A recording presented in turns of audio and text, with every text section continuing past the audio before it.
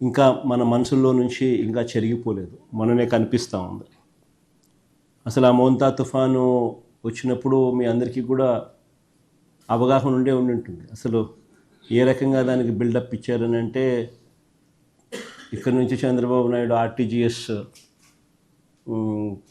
RTGS కార్యాలయంలోకి పోయి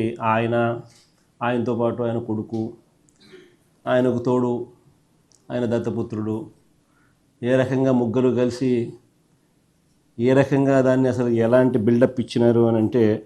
వాళ్ళు ఇవ్వడము, దానికి తోడు వాళ్ళ ఎల్లో మీడియా, వాళ్ళ ఈనాడు అయితేనేమి, వాళ్ళ ఆంధ్రజ్యోతి అయితేనేమి, వాళ్ళ TV5 అయితేనేమి, అసలు ఏ లెవెల్లో బిల్డప్ ఇచ్చినారు అని అంటే, ఏకంగా వీళ్ళే తుఫానును పీకపట్టి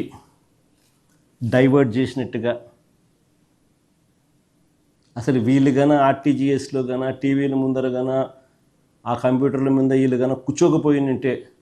అసలు ఇంకా రాష్ట్రంలో తుఫాన్ ఎఫెక్ట్ ఇంకా ఏ స్థాయిలో ఉండేది అని అంటే, వీళ్ళు కాబట్టి దాన్ని ఆపగలిగినారు అన్న లెవెల్లో బిల్డప్ ఇచ్చినారు.